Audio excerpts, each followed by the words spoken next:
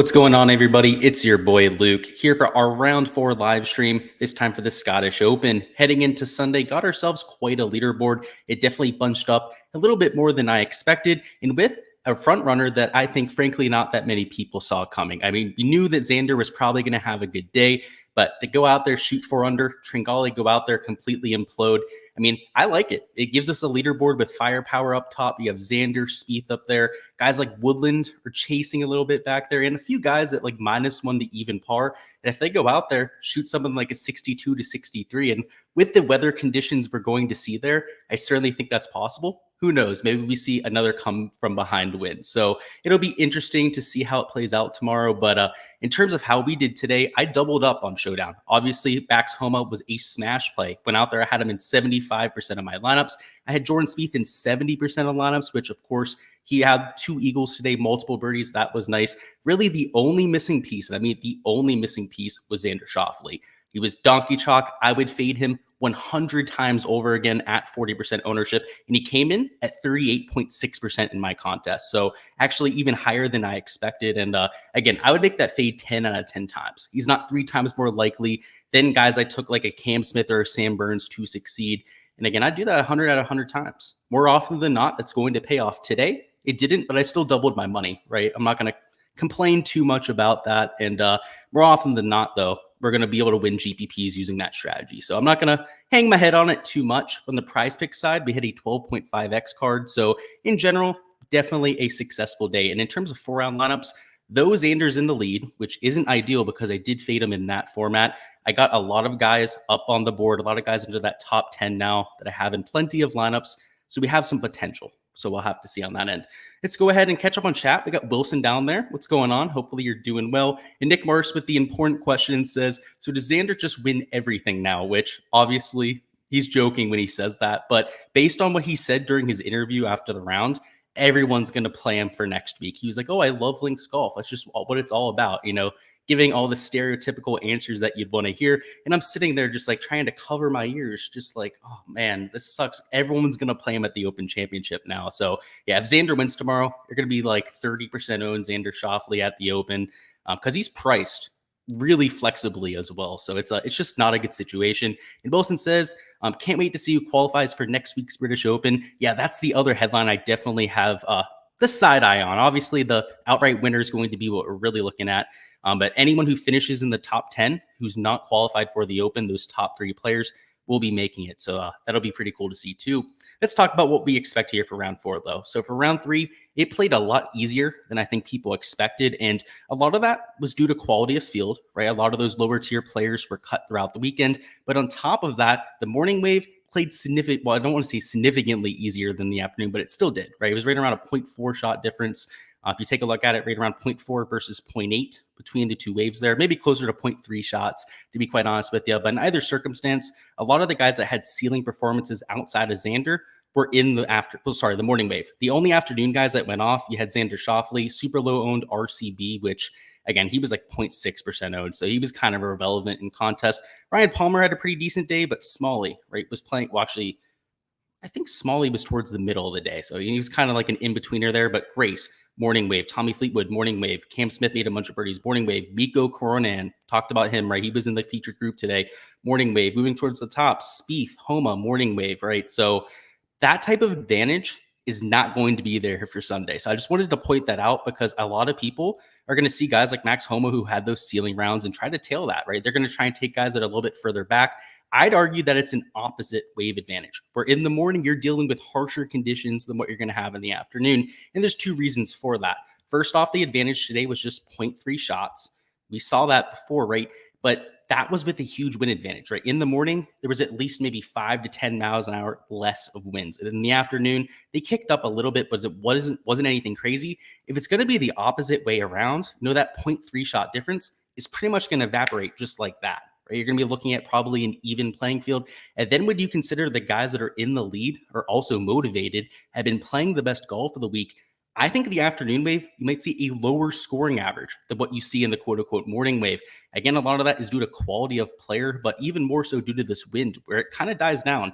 It goes from right around 18 to 17 miles an hour of sustained winds down to right around 15 by the afternoon, and the wind gusts go down well, they're pretty stagnant, I'd say, throughout the day, right around 21 to 22 miles an hour. But when we take a look at AccuWeather, so if we take a look at another source here, in the morning, it's 13 to 21 miles an hour. So that's pretty consistent with what we saw over there on Windfinder, right around 11, 12 to 22 miles an hour. That's pretty consistent with what we saw in Windfinder. But when we look in the afternoon, you can see it dies down to 7 miles an hour there at 2 p.m. and the whole way down here at 4 p.m., which they'll be playing the whole way until right around 7 p.m. local time.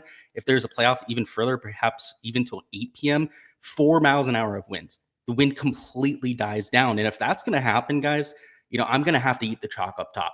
I'm going to have to take the guys that are in the lead because they're going to have easier conditions, especially if AccuWeather here, and this is AccuWeather for Durlington. We were also looking at Durlington here on Windfinder. So obviously, whichever forecast you think is correct, go and play it. But both of them definitely shade towards the afternoon. It's just how much you think it shades towards the afternoon. So for me, with placement points in play, that's really what breaks the tiebreaker here. You're going to get points, starting right away based on where you are on the leaderboard. And you're looking at a relatively difficult golf course. If this were a birdie fest, and even with relatively lower winds, I still don't think it'll be a birdie fest. You're still going to see a scoring average of probably right around even par at the very best. Placement points mean a lot more. Right? If you were looking at 4 to 5 under, going out there, seeing 6 to 7 under rounds, that sort of thing, placement points pretty much would be non-existent, or at least they wouldn't matter when it comes to large field GPPs. Tomorrow, because of this scoring being, I don't want to say difficult, but more difficult than average, they're going to matter even more. So that's why I'm targeting the guys that are going to be in the lead. There'll be guys we're mixing in, right? There's going to be a ceiling performance out there. Someone's going to shoot something like 4 to 5 under par tomorrow. And to win the large field GPP, you're absolutely going to have them. I just think that the guys in the lead, maybe towards the top half of the leaderboard, maybe a little bit more likely to because of this weather advantage. But on top of that, also because they're the guys that are in the best form. So with that being said, let's hop over to the player pool side. Let me go ahead and share my screen and also catch up on chat, see what's going on down there, see what's cooking down there on a Saturday evening. We got Mark Green who says, I think Fitz has become the new Spieth regarding putting from 4 to 10 feet, just misses too many from that distance. I would say yes, but he's extremely streaky. There's times where he's not missing from that 10 to 20 foot range. He's just an absolute fire. This week, I think him not having the flag stick in is a real issue. For Matt Fitzpatrick, he's somebody who always putts with the flag in. He uses it as a target, has talked extensively how it's not really about the physics of the flag being in and being able to stop the ball that he enjoys. It's actually having the target where he can go out there and really pinpoint a few millimeters wide where he's going after and trying to hit his golf ball. Whereas now that he's taking it out, and he took it out because the flags this week are bigger, because of how windy it is, they have to have larger flags, a little bit thicker than what you're used to seeing. The ball could bounce off that and miss, right? So he's taking it out. I think that's fucking with him. I think that's 100 million% messing with his putting. And that's not a narrative thing, right? Think about it. If you putt every single day with a flag in, and then for a golf tournament, you just have to take it out of nowhere, it is 100% going to mess you up. And that's not speculative. I can just tell you 100% these golfers are habitual. I'm habitual when I play. If I don't follow my routine, I fuck up all the time, right? So, I think that's it, Mark. He definitely has been off with the putting, but if I had to speculate, it would be because of that flag stick there. And John says, you're the man. I'm joining your Patreon. Love to have you, dude. There should be a link down below. Obviously, I post my prize pick stuff on there, our Showdown stuff. It's been pretty solid for people of late. Today, it was kind of hit or miss with the prize picks, but I did hit 2 really big cards, which kind of carried my ROI, a 12.5x, a 10x. So definitely hop on there. It's been a print fest for us for sure. Let's hop into this player pool. So like I said, with the guys up top, the guys that are in the lead, placement points mattering, I'm playing Xander Schauffele. And guys, I hardly ever play the guy in first place. I'm like always the guy telling you to fade that guy in first. And a lot of times it doesn't pay off, right? But from the long-term perspective, like I said, with fading Xander Schauffele today, it pays off, except for tomorrow where I think Xander Schauffele is in the optimal, at least where I actually projected it in like 61% of the time.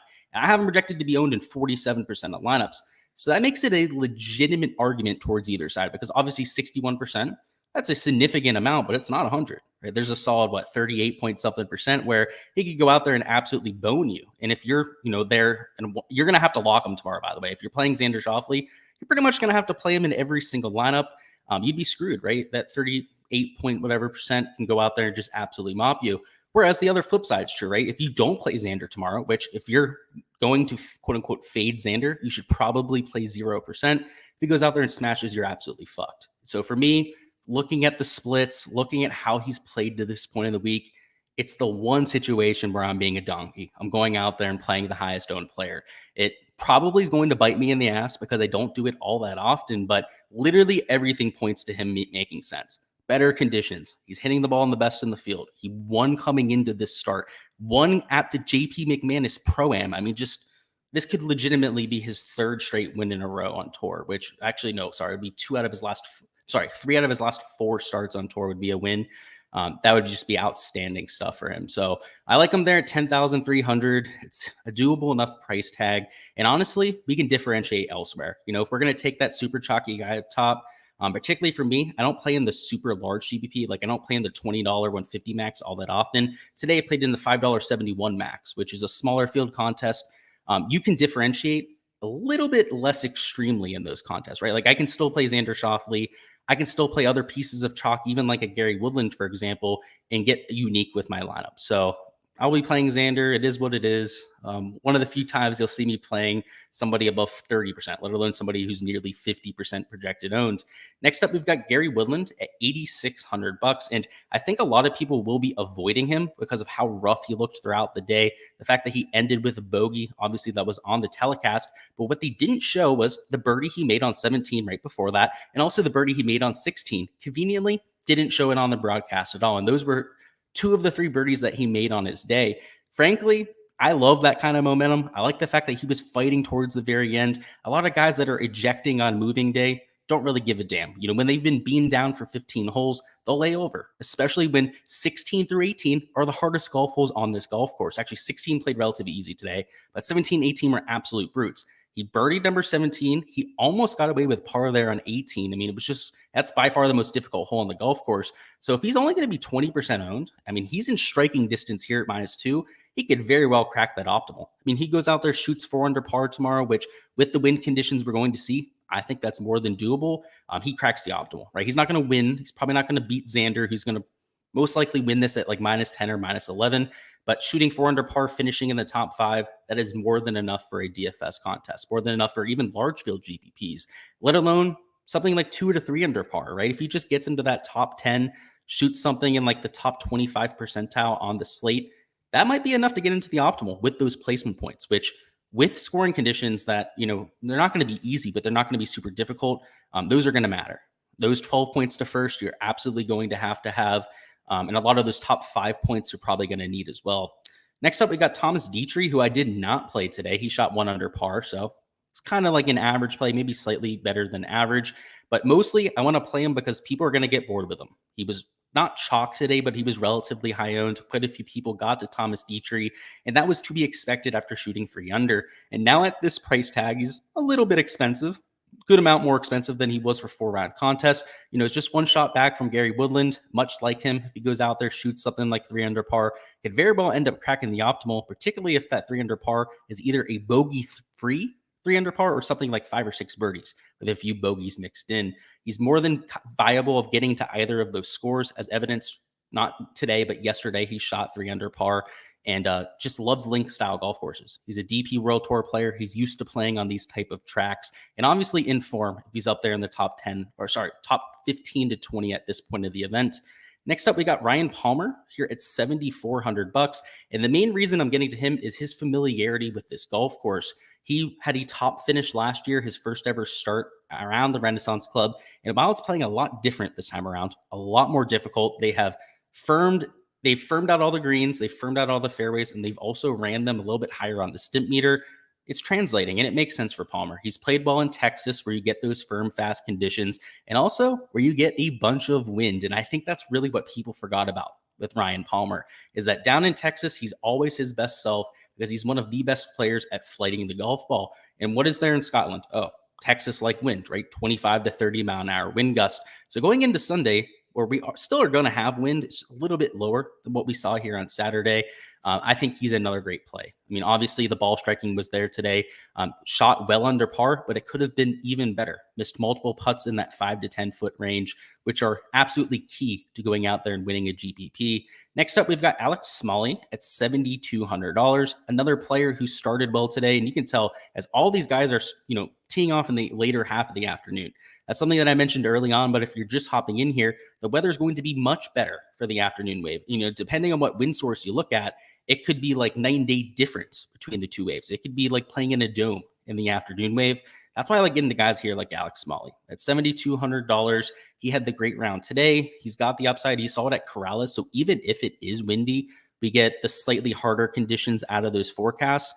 He's played well at Corrales. He showed it today, obviously played well in windy conditions. So I wouldn't be surprised if he carries that momentum into Sunday and perhaps goes out and repeats that. And lastly, guys, the last pick I'm going to give you guys here, again, there's only like 69 players in the field, so I can't give you like 10 picks here, or else that'd be like a sixth of the field. We're going to talk about Brandon Wu. He's $6,100. He didn't do all that much today, right? I believe shot one over par, but he still made some birdies. He put up a score there because a few lineups in the GPP I was in still had him at the top of lineups. And want to know why they still had him? Because he was super cheap, just like he is today. He's $6,100. But given that we're getting placement points in, he's starting, towards the top of the leaderboard, right? He's not in the top 20 or anything, but at least in the top half. I love getting to Wu because if he goes out there and shoots 2 under par, which is not far-fetched at all, right? We're going to see easier conditions. He's been in relatively good form, had the top 5 finish at the Mexico Open. I think he's a much better player than Draftkings is giving him credit for here. Opens up a ton of salary, right? You can take Brandon Wu, and it opens up the 10K range. You can take Xander, who I'm playing in every lineup tomorrow. I'll just go ahead and say that right now, and mix in maybe your favorite 10K option, which I'm not going to talk about who my favorite other 10K option is, but there's one that's in my player pool, that's for sure. And you could put him in that lineup. You get that type of flexibility, and maybe you take somebody like an Alex Smalley or somebody else in the 6K range and really get aggressive about it, right? You can take 2 guys in the 10K range, maybe take 1 to 2 guys in the 8K range and take a quote unquote studs and duds type of approach. So for Brandon Wu, it's as much about his tee time, as much about his price tag, and as much about how he's been playing of late with the play than it is anything. It's a very well-rounded approach here. And from a GBP perspective, he gives you some flexibility that other players just can't give you, right? And he's $6,100. There's not even that many players down here. And the rest of them don't play on the PGA Tour outside of Charlie Hoffman. And he's by far the best on the leaderboard, right? The next one is somebody at even par, Jamie Donaldson, but a much lower pedigree player. You have Adrian Otegi, also Wu Ashen, that are up there at 1 over par, but I'd argue, again, lower tier players. You have to go the whole way up here to Ju Young Kim, guys like RCB, who, first off, RCB going to be extremely chalky. I think that's obvious for him being in second place there. Wu's that low-owned leverage play, right? 2.6% owned. Pretty advantageous to try and get to that type of guy. So those are the type of players that I'm trying to get to here for this round. And we'll go ahead and talk about some strategy before we hop on out of here. So we'll go through some questions. Then I'll bring up my lineup, DraftKings, and we'll go through a few lineup builds and see what we got. We got Wilson Dog, who says, also the Barbasol Championship qualifier. We'll go to the British Open. I didn't know that, but that's awesome, right? So if they win this week, not only do they get the 2 to 3 year exemption, they also get into the Open Championship. That's awesome, Wilson. I'll have to watch that tomorrow. A little bit of added incentive from the viewing perspective. Nick Marsh says, Rahm is already in St. Andrews. Yeah, that doesn't surprise me. Obviously, he probably wishes he misses the cut at this point. He wishes that he's not even here at this point, but he is. So he's got to play tomorrow, unfortunately, for Jon Rahm, who had another meltdown today, guys. I kind of talked about it last night about him potentially having another one of those days. He did. He didn't look like himself out there, that's for sure. Let me go ahead and share my screen. I got DraftKings up, and like we did yesterday, I'm going to go through like my top 4 picks for a lineup. Can't go through all 5 or 6 because apparently that's against the rules, but I'll give you an idea of how I'm starting some lineups. So what we're going to do first is do my cash lineup, and cash, guys, just sort it by score. If you're going to take a cash lineup, I'd argue you have to play Xander. I think RCB in cash, because of his price tag, is almost a must play. Guys like Brian Palmer makes quite a bit of sense there. You could take Tringale in this lineup. A bunch of guys in the 8K range, right? You can just pepper that range. You have $8,600 and finish it with a Woodland, right? So if you're going in cash, just take the guys at the top of the leaderboard. Should have the advantageous conditions tomorrow. And on top of that, are playing the best golf. And you're starting with those placement points. So I'd argue that, I'm not supposed to show all 6. Sorry, those 4. Sorry, those are the ones I was talking about. Those 4. The type of lineup I'd go with, just scattershot guys at the top of the leaderboard. I gotta stop doing that, guys. I'm just so used to doing this on stream. Next up, we're gonna go through the GPP build, which for a GPP, we can think a lot differently, right? We don't have to be nearly as worried about placement points. And though I like the guys at the top of the leaderboard, I'm also going to think a little bit differently. And like I said, Xander's is going to be in every lineup I have. So that's something we'll go ahead and just plug in right there. In terms of a second man in, we can either be aggressive about it or we can be a little bit more conservative. And just for the sake of this video, I think I'm going to be a little bit more conservative. Go down here. Let's put Woodland in there as our next man in. For our third player, I don't know, take Hogard, put Bazainhood in there. Just, you can take two guys at the top of the leaderboard. And what I'm doing here, Hogard obviously kind of towards the top too, but I don't think he's going to be super chalky. And then take one pivot. So Bazainhood would be the pivot in this lineup. But the last two spots, you have $7,500. Now the guys here in the 7K range, not a lot of them towards the top of the leaderboard. I mean, somebody like Kitayama is obviously up there in the top 10. But maybe take one guy that's going to be chalky, and then like a like a Thomas Dietrich, maybe like a 10% owned guy, and then take somebody like either Haltong or somebody like an Alex Noren who's going to be extremely low owned. That way, you're going to have two pivots in your lineup, right? Whoever you take who's low owned out of those two, and then Bazainhood, and then you're going to have four guys that are starting in the top 10, right? So in a GPP, I don't think you have to be worried about the guys who are actually starting at the lead. RCB, guys like Smith, Palmer, for example, Tringali, all of those sort of players are a lot more important when it comes to cash contests because you're just trying to finish in the top 50%.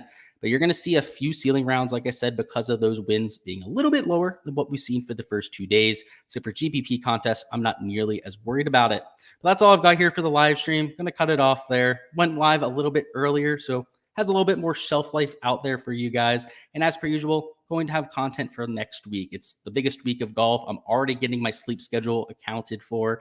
Have been waking up at like 3 to 4 a.m. Just getting used to it there for St. Andrews, because not only is it going to be the Open Championship, it's the Open Championship, the 150th Open at St. Andrews, which is going to be epic. A course breakdown I'm going to put out sometime tomorrow, so that I'll be out a little bit earlier. And going to be one of the course breakdowns I just cannot wait for. It's going to be absolutely hype.